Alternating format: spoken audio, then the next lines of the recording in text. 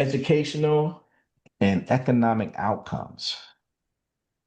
All right, so active involvement of fathers can significantly enhance children's educational achievements, fostering better learning outcomes. And I put in here, see fatherless crime. I did put the actual print off for the fatherless crime um, here, and so we'll look at that. But what it gives you is the fatherless homes on what they look like and compare to those that have fathers in the home. And the statistics are alarming, alarming. Okay. So breaking the poverty cycle. Involved fathers contribute to their children's economic stability, helping break the cynical nature of poverty. So we'll have that where they're going to see their father, because again, fathers are providers, and you're going to see people say the hustle, the mentality to always to go out to provide and do what they have to do. You'll find fathers to get out there, work 2, 3 jobs, just to provide. I watched something the other day where a guy was getting paid, and he was thanking the gentleman that hired him for this day job. And he was like, yeah, next week is my daughter's 13th birthday. I didn't have any money to actually even pay the rent, but this took care of it. So he did a day job just to make sure he can move forward. So that's what a father does, whatever needs to be done. Okay. All right. So this is the statistics that sometimes will make you cry. So in the fatherless home, it says 70% of inmates and 80% of rapists come from fatherless homes. That's alarming. So it shows the impact of having fathers in the home, and what we can do to change things moving forward. It says 90% of runaway children come from fatherless homes. Wonder why is that? The guidance is missing. Everyone doesn't have 5 uncles that can help raise them. So that's where we have to step in. 60% of youth suicides come from fatherless homes. No father in the home, more than half of the suicides are because there aren't fathers in the home. They say you're 500% more likely to live in poverty and commit crimes if you don't have a father in the home. 500%. That is huge. So it shows the impact that we as fathers have in society. You're 900% more likely to drop out of school. And we talked about that educational piece. So I don't know how many different ways we can say it, but it is very, very important that we become fathers and try to be fathers in the home. Not every situation is ideal, but being there will make a difference. So whether in the home, in the community, that has to happen. They're 2,000% more likely to end up in prison in a fatherless home.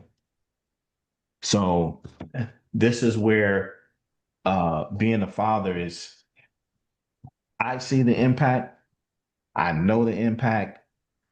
I have been on both levels. And what I mean by that is I have stepchildren and biological children. As a father, I didn't treat any of my children different. Of course, I walked into stepchildren first, but because they looked at my example, what I instilled in them, pretty much what they do in life, and they would attest to it, their mother would attest to it, they follow my lead. Okay. Whether it came to finances, education, setting things up, what they should be doing, just knowing that they left home, they're saying, I see what you were saying. I used to have this saying for them. I say, if you had a brain, you'd be dangerous. And that was always my saying. And my son, he gets into a working environment, and he called me. He says, I know what you mean. I said, what are you saying, son? He says, you always say if I had a brain, I'd be dangerous. He said, I don't think people here at the job have a brain. And I says, it happens. I says, you just have to be able to think. My thing is, you don't have to be the smartest, but I want you to be able to sit back, reason things out, look at what you have in your environment, and make sound decisions. Okay. And everything that you do. All right. Now, this is my personal guide because we're talking about fatherhood. What I do as a father is different than everyone else. Every situation is different. Okay. So for me, fatherhood is being present as much as possible when the situation is ideal. Okay. Um, as being a stepfather, again, I keep the main thing, and that is raising children to be productive people of society. Okay. So again, we're to set the example. I try to set the example, and I try not to let circumstances control my action that takes me outside of anything for them. And one thing I always live by, my children will possibly get married one day, whether it be my son or any other girls. So I have to set that example. And it started early, you know.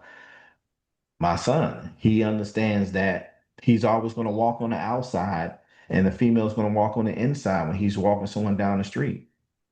The girls know the same thing on where they when they get out the car where they're supposed to be walking at, because the father, the man, is supposed to take what on that protection, and if a car is coming, they're to get hit first, right? So these are things that you trying to instill in them. You want to be an example, so as they get married, my son can be, a great husband, a great father, and have everything instilled in him. And so my girls can look, because the girls normally marry who their fathers are. So you want them to have a good example so you don't have to worry whether they're going to be that protector or whether they're going to be that provider or they're going to treat them well. So as a father, we want to make sure what I try to do is make sure I set that example for them. Be there as much as possible. Like I said, every situation isn't ideal, but as a father, you want to make sure you pour into your children the best you can and create that family environment as we move on. So that's my personal guide from there. So in conclusion, fatherhood within the community, it involves significant challenges. Okay. Um, but you also have to recognize you're going to have support when you're a father. So use those support, those resources, those small groups, get into a church group, whatever it may be, to move you on. And that fathers will play a significant, vital role as we move on to the next generation. And as promised, this is the sheet, and you can pull this up online. Just put in AFPI, and it's the fact sheet, and they give you a breakdown on fatherless children in the United States and what those statistics look like. So again, I just gave you some of them, and they probably were glaring, but this is the fact sheet that they put out. This was 2022. If you go to the Prison Bureau site, you'll be able to get those facts as well.